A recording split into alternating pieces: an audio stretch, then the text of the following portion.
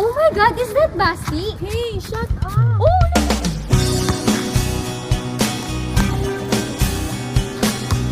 he's so cool. Look at his moves. I know, right? That is my crush.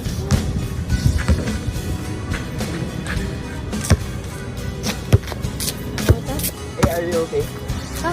I'm fine. I'm Basti, by the way. I'm Hannah. Na sa'yo'y nararamdaman. Kung di mo alam, puso'y di mapalagay pag di ka namamasdan. O bakit ganyan? At maging sa'king pagtulog, laging alaala ka. Nais makapiling, nais makayakap sa tuwina. Nang dahil sa'yo, ang puso kong ito ay natutong magmahal. Sadya bang ganyan? We've been together for a year now, and your family still doesn't want. Don't you want to go out with me and start a new life? But Basti, we're too young for this. It's you and me against the world, and I promise I will work hard to provide our needs. Where? In your parents' house? Basti, we're only 17. Then let's break up. I can't deal with your family anymore. Your family keep on hurting my feelings emotionally. No, Basti, fine, I'll go with you. You're my family and I choose you. Right, we're also going to build our own family. And I promise I will work hard and focus on my studies. I support and trust you. We can do this. Thank you.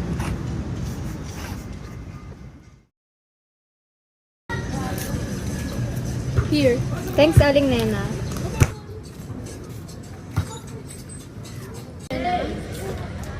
My goodness, Hannah. What now? Please, just this once. You and Basti kept on borrowing money in my store. You haven't even paid it yet. What now? What's your plan for this? We're sorry, Aling Nena. We just don't have any money left in us. We're promised in getting food right now. You know what? Go back to your parents' house. You're still not married to that guy, Ian. Save yourself, because living with your partner does not work for young people like you. No, we can do this together, Aling Nena. Basti will do everything for me.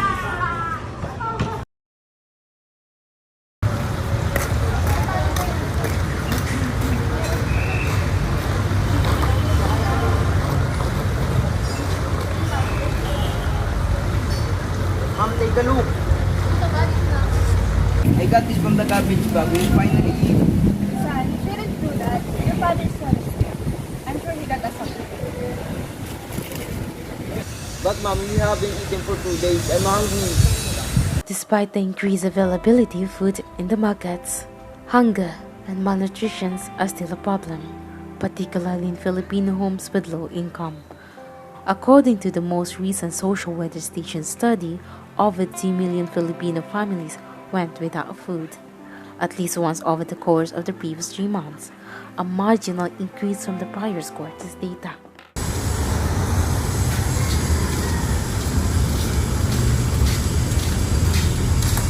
Mom, let's go here for today.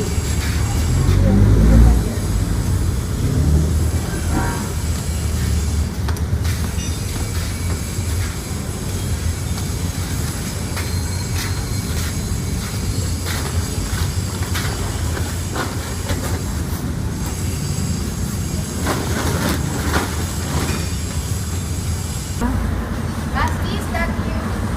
Yes, it's me. See, your father is here. We can already buy food.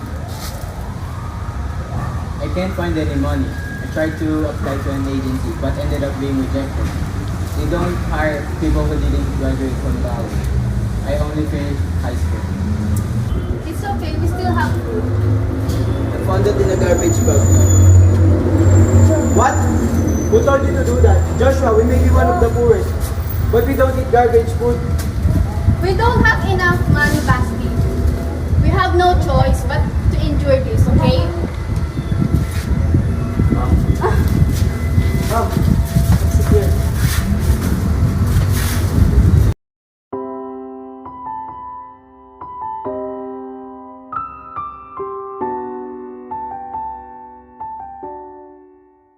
Researchers found that over 3 million families, or 11.8% of Filipino families, experience hunger once every 3 months. Every 3.6 seconds, someone dies from hunger, and 75% of them are children. Some die of starvation. Some die because of bacteria or an infection. This is odd in an agricultural nation where even farmers struggles to provide a healthy, balanced diet for their families. I'm gonna miss mommy. Stop saying that. Your mother died because of you. What's worse is she's bearing a child. How can you do this to us? Dad, please stop. How could you say all of this to us, Dad? You've changed. I've changed. You brought me back down, and I don't want to have any contact of you anymore. Dad, we understand you, but don't push away. We're still young and we don't have a place to stay. I don't care. I don't need you. Go find a way to live. Dad, please stop. I don't need you. Stan, why don't we try bartering? My friend told me that he made 100 pesos in just a day. No, if you want to make money the fast way, you have to do it dirty. No, Tristan. Maybe we can do something to make money while still living a decent life. No, why don't you go look for something to eat instead of wasting your time traveling around? I'm just saying that if you want to do something, you should do it right. Yes, we lost our mom and our home, but that doesn't mean we should do things that they wouldn't like. Stop it. If you don't want to do it, I'll do it. I'm not gonna stay here and just wonder. Could you please stop being stubborn? Yes, I am. Hello? Yes, it's me. What? A beggar asked you to join us? Hey, my phone!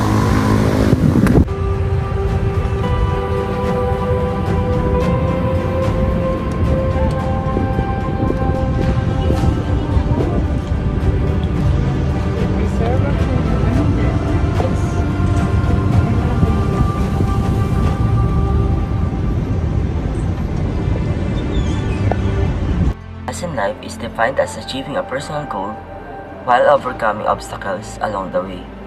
Does that imply that there were no obstacles encountered through the journey to get where I am today? And people who surpasses their limitations and carry on their enthusiasm through their lives are people who succeed, and when all hopes are lost. That being said, thank you to my brothers who believed in me. Truly, our past does not foreshadow what will become in the future. 10% of the world population still survive on less than 100 pesos a day, despite significant improvements in the well-being and financial situations of hundreds of million people. Poverty is a trap created by high population growth for people, communities, and even entire nation. On the other hand, statistics show that there are 3.6 million child laborers in the Philippines, who range at age from 5 to 17. This represents 15.9% of the total population. We wish to raise awareness of hunger and poverty as students were unable to give anything at this time. Prices for food were alleged to have increased at the same time that hunger and poverty sharply increased, which makes it harder for those families who are already having a hard time. Both the population is growing and there are not enough resources. People resort to desperate measures to support themselves and their families in such situations. As citizens, we are aiming to alleviate hunger and poverty.